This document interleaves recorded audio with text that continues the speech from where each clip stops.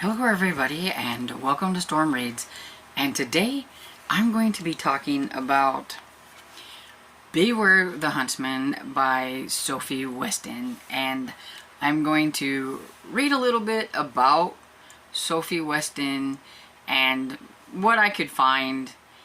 It's very hard to find stuff on authors sometimes, and I do know that Google says that Sophie Weston should be 91 years old currently. So, and from what I can gather, I think she wrote for Harlequin, Mills and Boon, at least till 2009, from what I can see.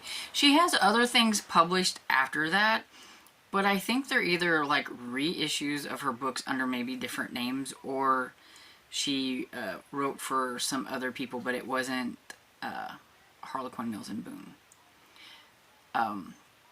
So yeah, it's really hard to try to figure out, like, I can figure out that this is her first book.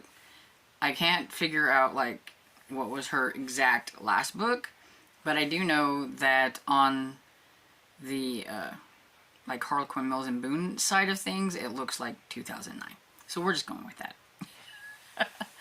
So take what I say with a grain of salt, because I don't really know for sure. But Sophie Weston is actually a Jenny Hayden, who's born in London, England.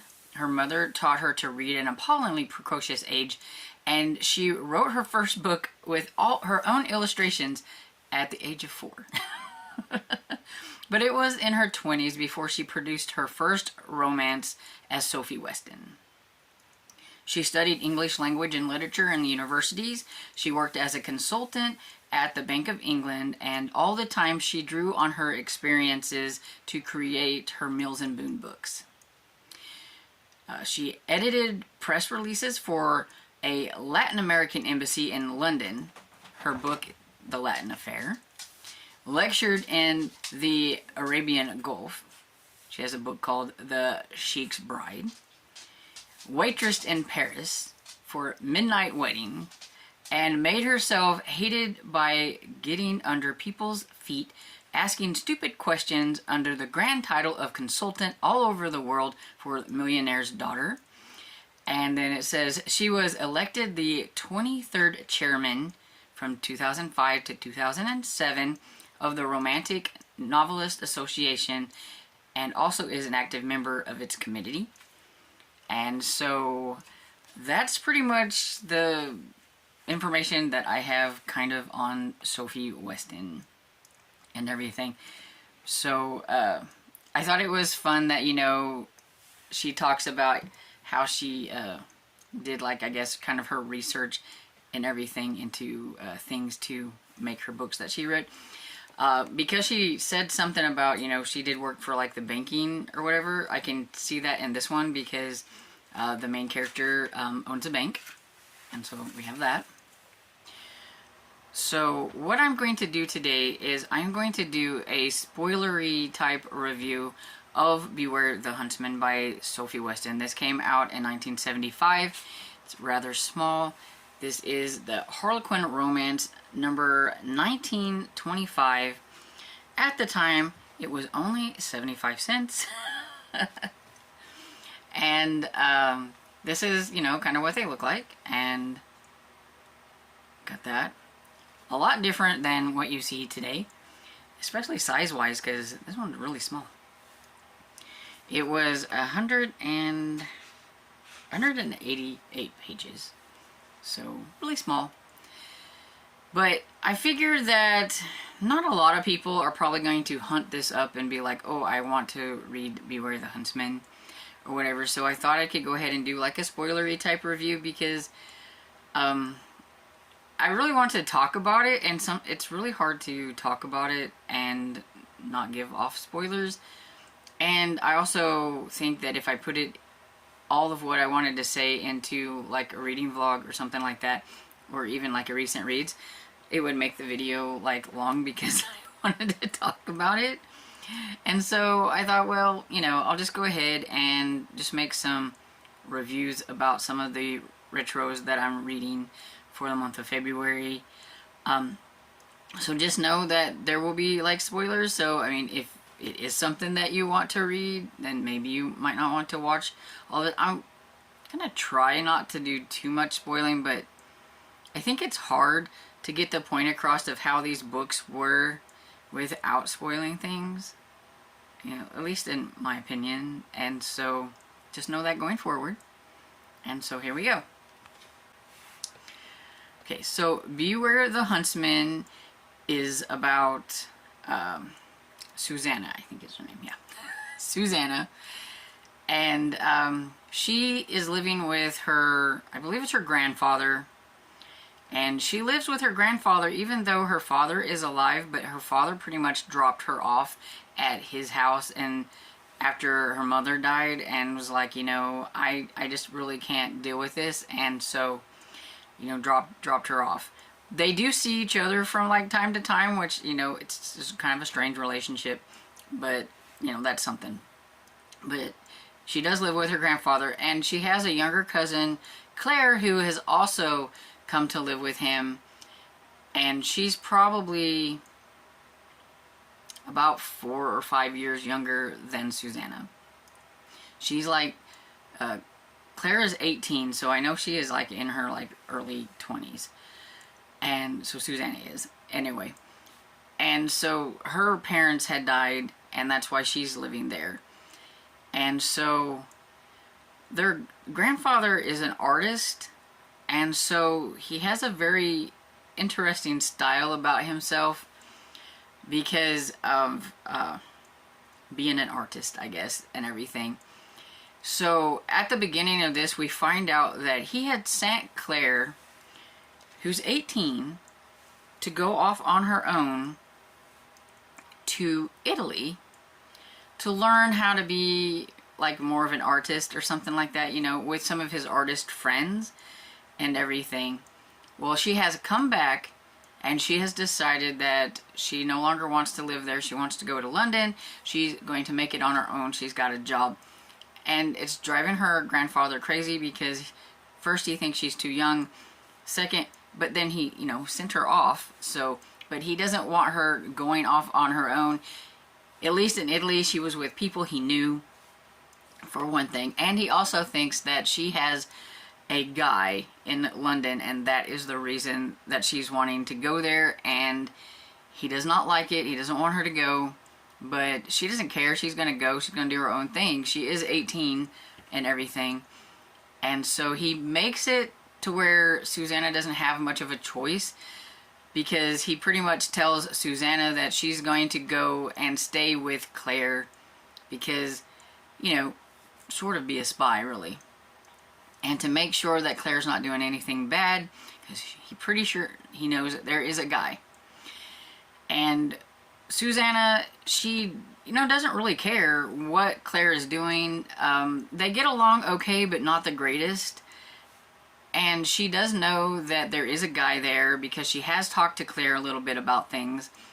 And Claire is not happy to have Susanna in London with her because she does think that she is there to be a spy, even though she says often enough that she doesn't really care what she's doing. As long as it's nothing bad, she doesn't really care and everything. And so she's just staying there with her, and she's going to be taking some art classes from somebody that her grandfather knows there while she's in London. Susanna is.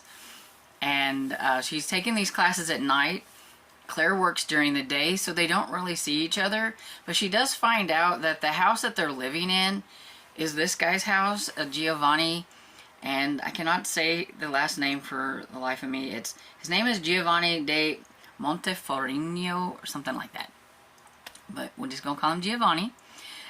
And he is the guy that owns the bank there, and he owns, his family owns several banks like in Italy and everything, and they've got this one in London, and Claire is working at the bank, and he's letting them stay in that house because he doesn't really stay there, but he has a key. And their first meeting was Susanna was taking a bath, and she was getting out of the bath, so she's got her towel on, and she hears something, and she goes into like the living room area or whatever it is, and there is a guy there, which is Giovanni, who has let himself in because he has a key and it's his place.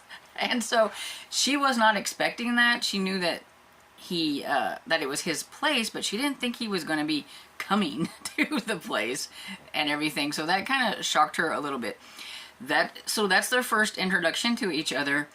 And he even, because, I mean, I don't know if it's his Italian suave or confidence or whatever it is, he does tease her a little bit, because here she is in this towel or whatever and everything, and he kisses her like right off the bat, like, just, you know, and it's like, okay. And she's a little shocked and everything, but not really appalled. But she goes off, and he's talking about, you know, and changes, but he's talking about he's there because Claire hasn't been sending his correspondence and things like that to him like she was supposed to. But okay, so we know that Claire is in love with this guy, or so she thinks. She's 18. He's older. I'm going to say, if I remember right, he's probably closer to like in his 30s or something like that. And you can kind of tell off the bat, he doesn't really think of Claire in a romantic aspects of anything. He may use her for whatever, but she's just kind of a plaything. He's definitely a little bit of a player. And he knows that, you know, Claire likes him, and I think he just kind of takes advantage of that. It's kind of how I feel about him when it comes to Claire. But he's there, and she's not giving him his correspondence because Claire is hoping that Giovanni would come to the house because she likes him, and she's trying to get all this interaction with him that she can. But of course, it seems like he always ends up coming when Claire's not there. And then, you know, it just kind of goes on, you know, she sees Giovanni every now and then. He comes to the house, and Claire's wanting to have a party at the house. Giovanni is there. Now, during this time period where they're at this party, Giovanni, it's dark. He thinks he's kissing Claire. He ends up kissing, though, Susanna. And for some reason, it makes him mad. And so that's where I'm thinking that the reason it makes him mad is because he is kind of a player, and I don't think he wants to like her or like anybody, because he's a kind of a player. And so he gets mad at her. So Susanna is like getting mixed signals. She has no clue. Why is he mad at her? It wasn't her. She didn't kiss him. He kissed her. And so it just kind of goes on. I mean, there's not really a lot, like I would say, there's not really a lot of romance. It just keeps kind of going on and on about Claire and her, and then Giovanni is there, and her father. You get a little bit of Susanna's father, and so Susanna's father has asked her to come with him to this place. He's a builder. He builds houses and things. And just have a weekend getaway. It sounded like to her that she needed a weekend away from Claire and from all the stuff that's going on. Now, he knows Giovanni. He calls him Johnny and everything. And so she decides to go with her father to this place and everything where there's like a swimming pool. She's going to relax and all that. And guess who ends up showing up? It's Giovanni's place. And so there she is again with Giovanni. And like I said, it's like, you know, he likes being around her, but he doesn't like really say anything about why he likes being around her. He just, you know, decides if he wants to kiss her, he does, kind of a thing. So she gets, in her mindset, she's really confused because he's supposed to be liking Claire, and Claire wants to marry him, and There is also this other lady that is Italian that he is supposed to be engaged to or whatever, but he never seems to mention her, or when he does talk about her, you get the feeling that that's not really the case.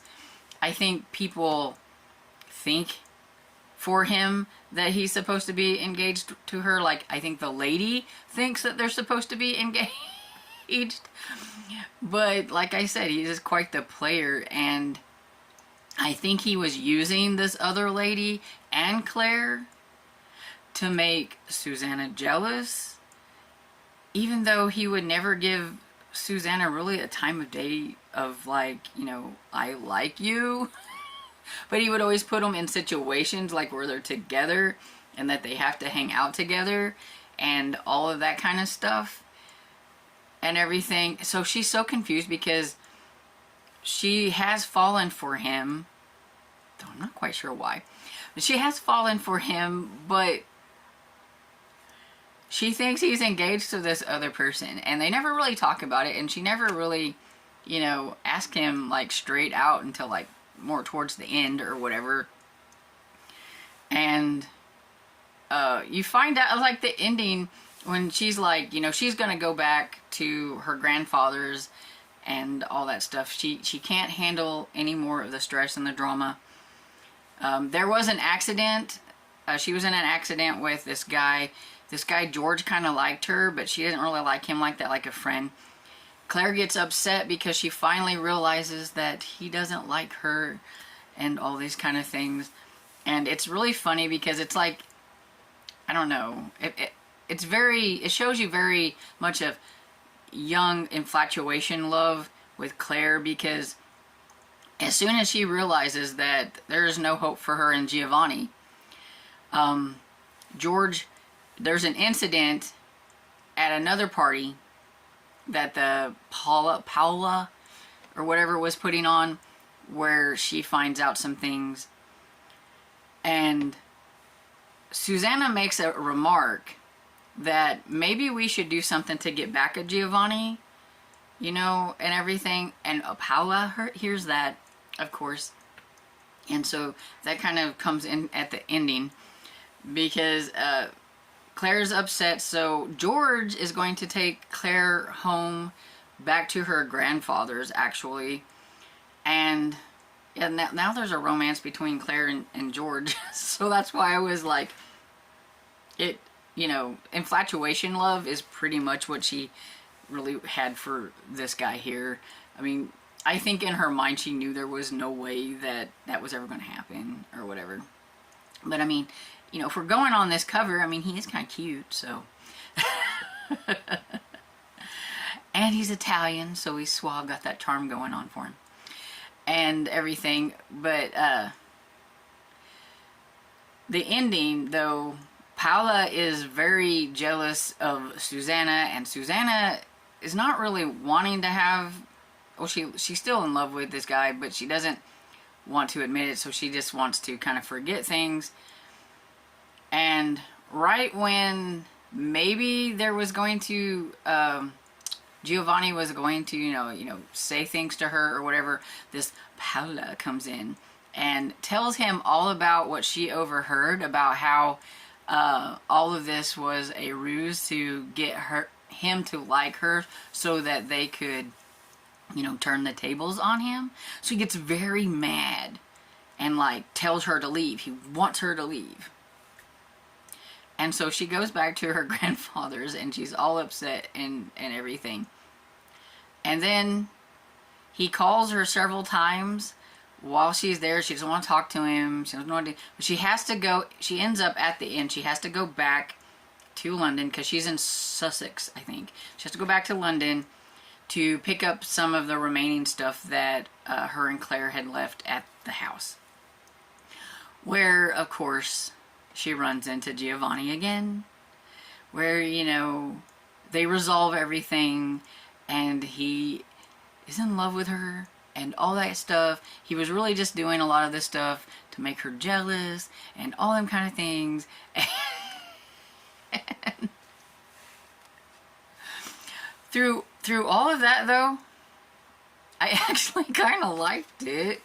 I thought a lot of the, you know, and I'm not remembering everything like greatly, but I do remember like the parts where her and Giovanni were together and bickering, and then there's a kiss, and then there's a bicker, and then there's and stuff, was kind of humorous to me.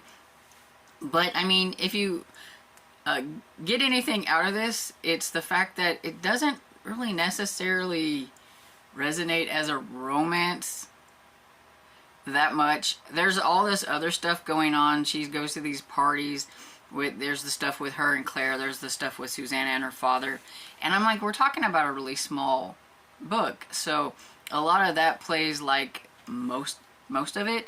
And then you have them together every now and then, and he kisses her, but there's no romance. He just kisses her.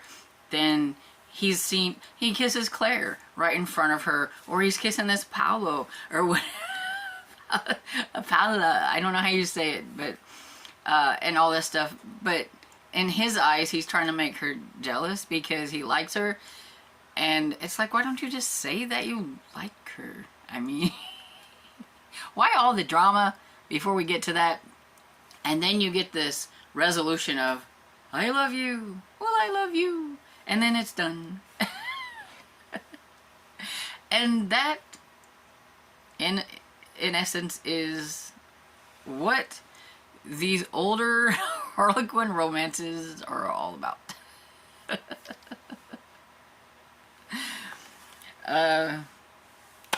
They're just fun. Some of them can be really boring, so I think it depends on all the other stuff that's going on inside this book while you're trying to figure out if the two main characters are ever going to like each other, or if there's going to be any kind of romance whatsoever. Now, when I'm talking about like romance, I'm not talking about like sex or any of that kind of stuff. I'm just talking about the fact that chemistry, I don't know, some kind of like, you know, they like each other. You know how you can tell like in a romance and stuff, and the banter, the like sexual tension, even though there's none of the other stuff. I mean, but they don't have that stuff in these books. So you're just going through it going, how are these characters going to end up together at the end? Oh, one's just going to say, well, you know it's because I love you, and that's it. We're done. I am currently reading Goblin Court, which, I mean, I've got to admit that the names of these books crack me up because, I mean, Goblin Court, what does that have to do with romance? But this is her book from 1976, so it's the second book that she's written. And I was curious to see if I was going to like this at all, since I liked the first one well enough. Okay, so I say I like this one, but it gets 3 stars if I'm going to give it a rating of anything. I mean, it's not 4-star worthy, but I liked it, so it gets 3 stars. Do I think anybody else would like it? Probably not. I have a strange taste in things. I prefer these older romances to a lot of the romances that are put out today. And so I could see a lot of reasons why other people wouldn't like this. This one, I've only read like 2 chapters. I think I'm on the 2nd chapter. I don't think I've got finished with this because they're very long chapters. This book is, I think, yeah, it's a little bit thinner than this one. And I don't really have an opinion about this one, really. So far, it's been a little slow, but it's because we really haven't met the main male character. There hasn't been a lot of, well, we met him. I take that back. We met him, but we haven't had really a lot of interaction between the two to know what's going on with the story and how the two of them might actually eventually get together. It's called Goblin Court because the main guy, Robert Challenger, has bought this house that's run down, and so there's vines all over like the house itself, but like the gate that you go into or whatever, the gated part and the fence, there's like vines and everything, and he calls it Goblin's Court. But it's really called Windrush Manor. Yeah, it's called Windrush Manor. And she's currently taking care of her niece and nephew, and they've had one run-in with each other that was kind of funny, but they haven't really talked to each other, so I really don't know how it's going. Offhand though, this one is a little bit slower to me than the other book, so, but I'm hoping I'm going to like it.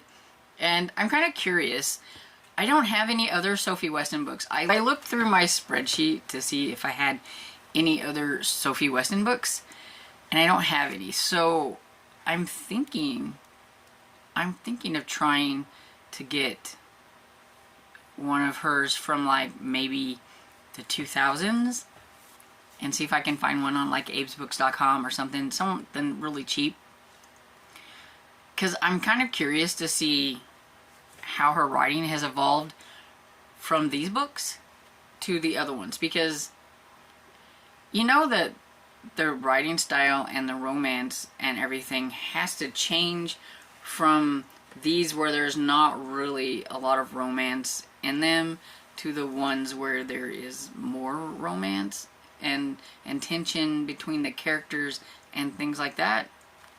And so I want to do that. I think it would be kind of fun. So hopefully I can find one of those. But I've rambled on enough about these. Whenever I finish this one, I might come on and do another like little review about these, but maybe it won't be quite as long because I've already yammered about Sophie Weston and all that stuff long enough. I don't need to ramble too much about that. But yeah, so that's my thoughts and takes on Beware the Huntsman, and I hope you enjoyed this video, and if you did, please give it a like and subscribe, and I will see you all in the next video. Bye!